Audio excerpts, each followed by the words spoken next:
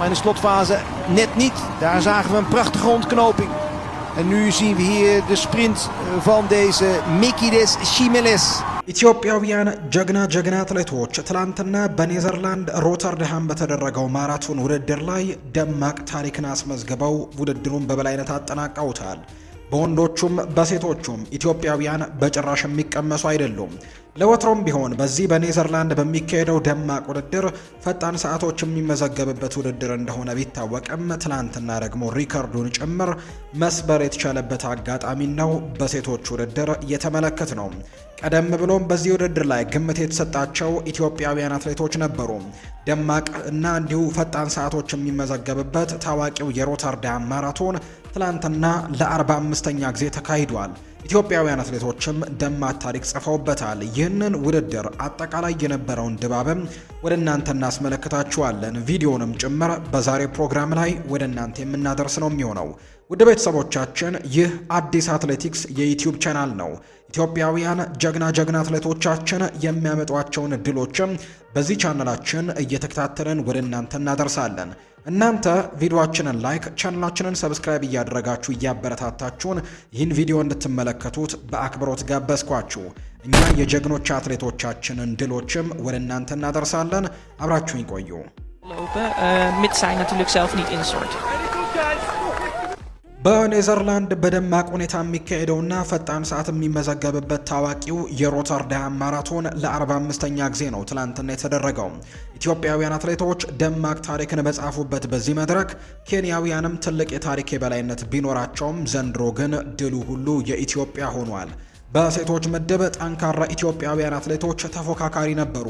ለምሳሌ ያክል አምና በውድድሩ ሁለተኛ ሆና ያጠናቀቀችው አሚናት አህመድ ዘንድሮም በድንቅ አጨራረስ አጠናቃለች። ሁለተኛ ደረጃን ይዛ የግል ፈጣን ሰዓቷም 2 ሰዓት ከ22 ከ14 ነበር ከትላንትና ውድድር በፊት። ከሁለት ዓመት በኋላ ወደ ሮተርዳም የምትመለሰው አንጋፋው አትሌት መስከረም አሰፋ በዚህኛው ውድድር ፈጣን ሰዓቶችን ታስመዘግባለች ተብላ በጉጉት ስትጠበቅ የነበረች አትሌታችን ናት። በቻይናው ጥሩ ውጤት ያስመዘገበችው ደራርቱ ኃይሎ፣ ጌጤ አለማየሁም ጠንካራ ተፎካካሪ እንደሚሆኑ ቅድመ ግምት የተሰጣቸው ኢትዮጵያውያን ናቸው። በውድድሩ ለመጀመሪያ ጊዜ እንደ አውሮፓውያኑ አቆጣጠር 2006 ላይ ካሸነፈችው ኢትዮጵያዊት አትሌት ጊሹ ምንዳዬ ጀምሮ በርካታ ኢትዮጵያውያን ኮከቦች በሮተርዳም ላይ ደማቅ ታሪክ አላቸው። ቲኪ ገላና ከለንደን ኦሎምፒክ ድሏ ቀደም ብሎ በ2012 ያስመዘገበችውና እስካሁን ያልተደፈረው የቦታው ክብረ ወሰንም የሮተርዳም የዘውትር ሞገስ እንደነበር በርካቶች የሚያነሱለት ውድድር እንደሆነ ነው የተገለጸው። ትላንትና ግን ሪከርዱ ጭምር መሰበር የቻለበት ውድድር ሆኖ ነው የተጠናቀቀው። ኢትዮጵያውያን አትሌቶች ደማቅ ታሪኮችንም ያስመዘገቡበት ውድድር ሆኖ የትላንትና ውድድር ተጠናቋል። ኢትዮጵያዊቷ መቅደስ ሽመልስ ለ14 ዓመታት ተይዞ የነበረውን የሴቶች የቦታውን ሪከርድም በ2 ደቂቃዎች ጭምር በማሻሻል ነው ውድድሯን በአንደኝነት ማጠናቀቅ እንደቻለች እየተመለከት ነው። ይህንን ውድድር በአጠቃላይ በአንደኛ ደረጃነትም ስታጠናቅቅም 2 ሰዓት ከ18 ደቂቃ ከ56 የገባችበት ሰዓትም የቦታው ክብረ ወሰን ሆኖ እንደተመዘገበላት ነው የተነገረው። በርካቶችም በዚህች አትሌት እጅጉን ተደንቀዋል። ከዛ ውጭ ግን ስትጠበቅ የነበረችው አሚናት አህመድ 2 ሰዓት ከ21 ከ25 በመግባት ሁለተኛ ደረጃን ከኢትዮጵያ እንዲሁ ያጠናቀቀች ሌላኛዋ አትሌታችን ናት። ሽታዬ እሸቴ ደግሞ 2 ሰዓት ከ23 ከ22 የገባችበት ሰዓት እንደሆነ ነው የተነገረው። ኢትዮጵያውያን አትሌቶች በዚህ ውድድር ላይ ትልቅ ታሪክን አስመዝግበው መውጣት ችለዋል። በተለይ በሴቶቹም በወንዶቹም ሲጠበቁ የነበሩት አትሌቶቻችን ጥሩ ውጤቶችን አስመዝግበው ያጠናቀቁበት ውድድር እንደሆነ ነው የተመለከት ነው። ኢትዮጵያውያን በአጠቃላይ 8 ጊዜ ቢያሸንፉም ኬንያውያን 9 ጊዜ በማሸነፍ የበላይነት አላቸው። በዚህ ውድድር ላይ በወንዶቹ ውድድርም ትልቅ ፉክክር ተደርጎበታል። ወትሮም ቢሆን ኬንያውያንና ኢትዮጵያውያን በዚህ ውድድር ላይ በትልቁ ይጠበቃሉ። እንደ አውሮፓውያኑ አቆጣጠር በ2015 ጥላሁን ረጋሳ ካሸነፈ በኋላ ግን ባለፉት 10 ዓመታት ኢትዮጵያውያን አትሌቶች በወንዶቹ ድል አልቀናቸውም።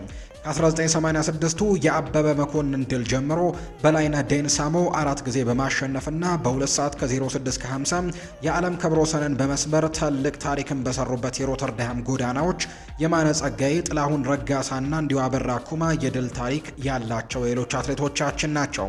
የእነዚህ ጀግኖችን ታሪክ ለመድገምም የትላንትናው ፍልሚያ በግንባር ቀደምትነት በርካቶች ሲጠበቁ የነበሩበት ውድድር ነው። በ2024 በውድድሩ ሶስተኛ ሆኖ ያጠናቀቀው ብርሃኑ ለገሰ በትላንትና ውድድር ላይ ሲጠበቅ የነበረ ሌላኛው ተወዳዳሪያችን ነው። በ2024 የበርሊን ማራቶን ሶስተኛ የነበረውና 2 ሰዓት ከ03 ከ31 የሆነ ፈጣን ሰዓት ያለው ኮከብ አትሌትም ሃይማኖት አለውም በትላንትናው ፍልሚያ ሌላኛው ሲጠበቅ የነበረ ተወዳዳሪ ነው።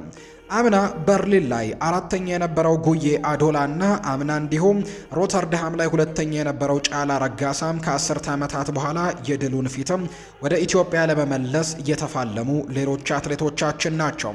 የቦታው ሪከርድ 2 ሰዓት ከ03 ከ36ም የያዘው የሁለት ጊዜ ውድድሩ አሸናፊ የሆነው ትውልደ ሶማሊያዊው የቤልጅየም አትሌትም በሽር አብዲ ለኢትዮጵያውያን ከባድ ፈተናም ይሆናል ተብሎ በትላንትና ውድድር ላይ ተጠብቆ ነበር። አትሌት ጉዬ አዶላ አንጋፋው አትሌት 45ኛውን የሮተርዳም ማራቶን 2 ሰዓት ከ03 ከ54 በማሸነፍ ከ10 ዓመታት በኋላ የመጀመሪያው ኢትዮጵያዊ ሆኖ ግን ትላንትና ውድድሩን በአንደኝነት አጠናቋል። እንደ አውሮፓውያኑ አቆጣጠር ከ2015 በኋላ ከጥላሁን ረጋሳ ድል በኋላ በዚህ ውድድር ላይ ኢትዮጵያውያን ድል ቀንቷቸው አያውቅም ነበር። ሌላኛው ኢትዮጵያዊ ተስፋዬ ድሪባ 2 ሰዓት ከ04 ከ15 ሁለተኛ ሆኖ ሲያጠናቀቅ ተጠባቂ የነበረው ቤልጅየማዊው በሽር አብዲ 2 ሰዓት ከ04 ከ19 ሶስተኛ ደረጃን ይዞ ነው ያጠናቀቀው። በአጠቃላይ ኢትዮጵያውያን አትሌቶች በትላንትና ውድድር ላይ በጣም ድንቅ የሚባል ድልን በኔዘርላንድ ከተማ ሮተርዳምም ያስመዘገቡበት ውጤት ሆኖ የተጠናቀቀው። ውድ ቤተሰቦቻችን ቪዲዮን እንድትከታተሉት በአክብሮት እንጋብዛለን። በተለይ በመጨረሻው ዙር ላይ የነበሩትን በወንዶቹም በሴቶቹም የነበሩትን ትልልቅ ትንቅንቆችንም ውድድሩ ላይ እንድትመለከቱ በአክብሮት እንጋብዛለን። እኛ እዚህ ጋር ነው ፕሮግራማችንን የምናበቃው። ቪዲዮ ግን ይቀጥላል። ቪዲዮን እስከ መጨረሻው እንድትከታተሉና ያላችሁን ሀሳብ አስተያየት ደግሞ ኮሜንት ቦክስ ላይ እንድታጋሩን ነው በአክብሮት የምንጋብዛችሁ። ለነበረን ቆይታ ግን ከልብ አድርጌ ያመሰገንኩኝ። ቪዲዮን እንድትከታተሉ በአክብሮት ጋበዝኳችሁ።